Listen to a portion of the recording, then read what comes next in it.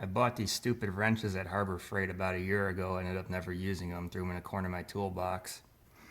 So it turns out this is a pretty awesome tool. 15 millimeter offset wrench. Fits right in there between the frame rail and that tensioner bolt. Might want to look at getting a cheap set of these. Timing cover's off. So if anyone's wondering, I used Mobile One synthetic and extended performance since I bought this car. I bought it with 30,000 miles on it. Basically, it's pretty interesting that the varnish buildup, it just wipes and rubs right off nice and clean, and it's very minimal for having 170,000 miles in 9 years. Stuff just comes right off. So there's your oil pump. Got to make sure that's lined up to harmonic balance when you put up. This port's bigger, so it's probably the suction side. This one's smaller, and also it looks like the sealing might be a little bit more important there, so that's probably your pressure side. So for the most part, it's pretty clean, especially given the mileage and age of the engine. So when we look inside the engine, I don't have any broken chain guides or anything, but what's interesting on that one right there, it says Cloys, and then it says GM and the part number. On this one right here, it says Cloys. So that's telling me that they're the OEM supplier. And the good thing about seeing that name there is that since they are OEM, that means their manufacturing facilities have to meet a lot of standards for quality controls and information that's constantly fed back to GM to make sure those controls are working and in place. So I may not buy the parts from the dealer if I do this whole timing chain assembly, which I'm not planning on doing today. But Cloys is an OEM supplier, so I might choose one of their kits.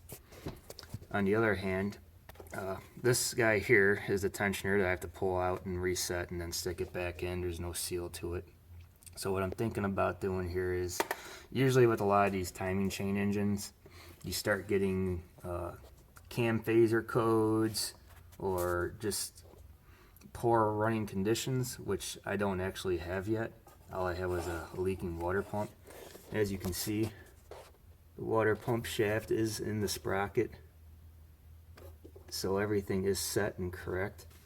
And I'll explain why that sometimes when you do these jobs, things can go this route where you have to reset this tensioner.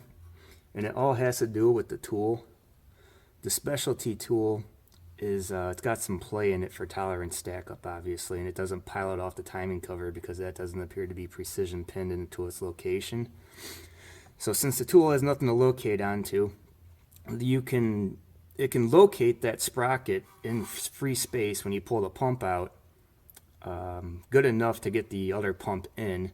But what can happen is, let's say the tension on your chain stretch is like just it's on the very edge of ratcheting to the next spot, because these are ratchet tensioners, which are not that common, and that's where you run into this problem of trying to use that tool to snake a water pump in without having to move that sprocket or take the timing cover off to get to that sprocket.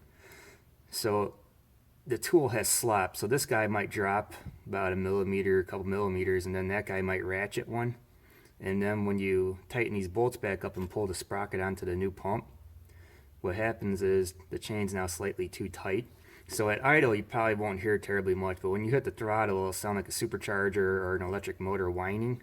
And that's because this guy here ratcheted one link, because unfortunately, luck of the draw, it was sitting right before ratcheting to the next one for tension. And when you put a new pump in, especially one that was manufactured 10 years later than the car was made, that shaft center point to the pilot that aligns to the block is going to be ever so slightly probably different. And then that slop in the tool all combined will allow this guy to ratchet just one more spot, and then that's how you go from doing a simple water pump to pulling a timing cover off, making that tool completely pointless to buy. But once again, it all depends on the vehicle and the state of the chain and the ratcheting mechanism when you start these jobs.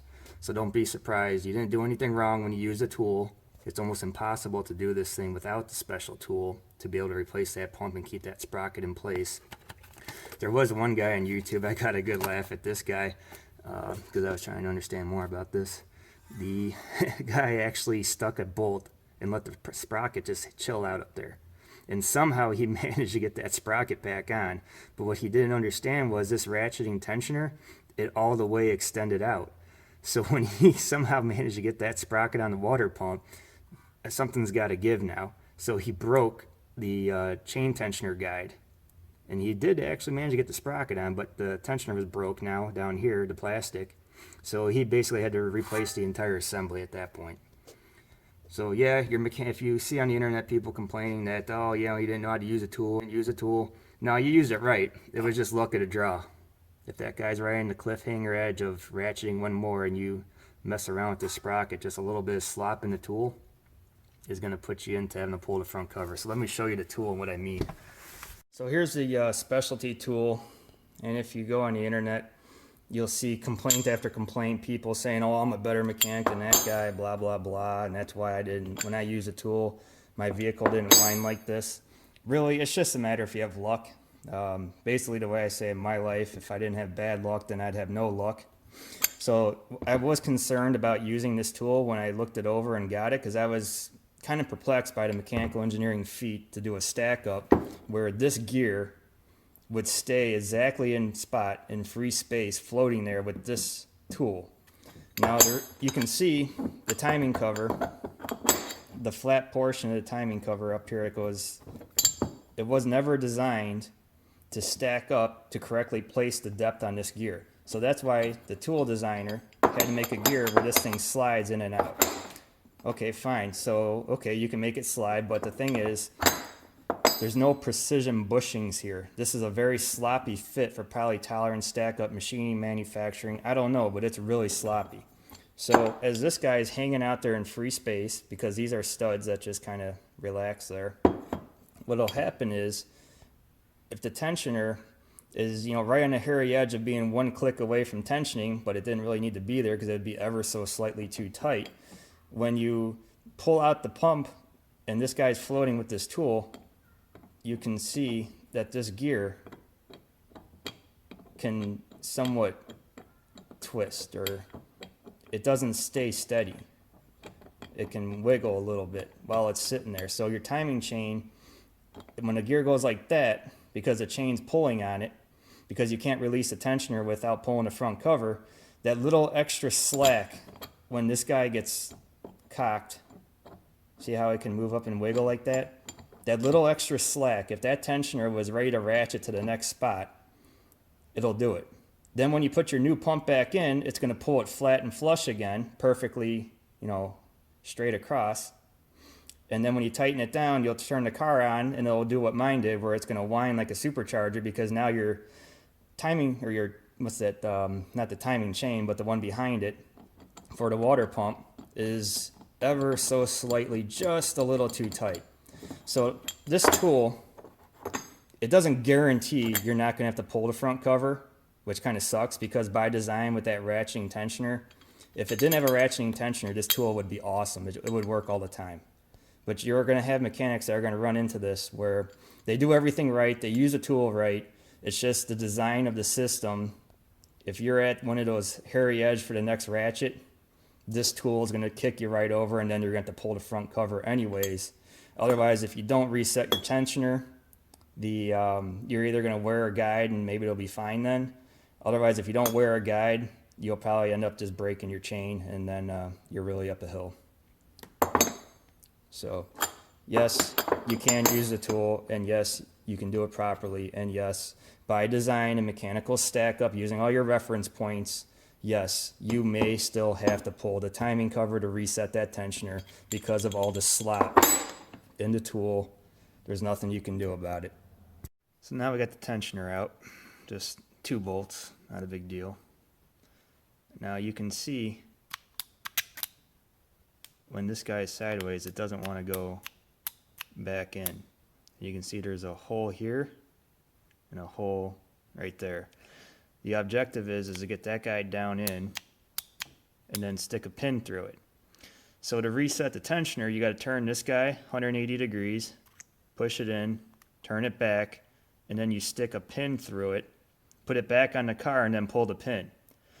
Now, those of you that were back in, when I was young, the 90s days with the Mitsubishi Eclipses GSX with the 4G63T6 bolts, everyone knows you would just go over to your standard set of drill bits, pull a drill bit, stick it into there, and then do your timing tensioner. So common sense would be, okay, I'll grab my smallest one and, pretty standard index, and guess what they figured out? It doesn't fit in that hole. Whoever designed this figured out what one came in the standard set and made the hole too small. So it fits, let's see if it even fits in this hole. Nope, doesn't fit in that hole either. So even if I tried to drill that out, it wouldn't matter. So guess what? Now I'm going back to the store and I need to find a drill bit that I can stick through that guy or something that's like super thin so that when I push this guy down, it can stay until I have it reinstalled. So we'll just add, another half hour, 45 minutes to this job that's already taken me longer than I need to. I haven't seen harmonic balancers or crank pulleys that just pull right off without a puller since, even in high school, Briggs and Stratton on lawnmowers, you needed a puller. I haven't seen one that just slid right off in over 20 years. So back to the store I go. This is a 1/16 inch drill bit, so if you go to do this job, just to let you know, it's not small enough. I have some good news. As I was walking around looking for my keys, the safety pin, or the safety clip pin, whatever you want to call it, turns out it works perfect. So that saves me a trip to the store. So as you can see with the safety pin in, you just take it, put it right back up, put your 2 bolts in, pull the pin, put it all back together. Simple as that. When you pull the pin, make sure that thing drops fully into the slot, because it could rest on this plastic edge, but that slot should sit inside of that channel. So make sure it goes and drops fully in. Test running it with all the accessories, everything out to make sure the whine went away. Be sure you put your mass airflow on. As you can see, it's no belt, nothing. All right, give it a rev.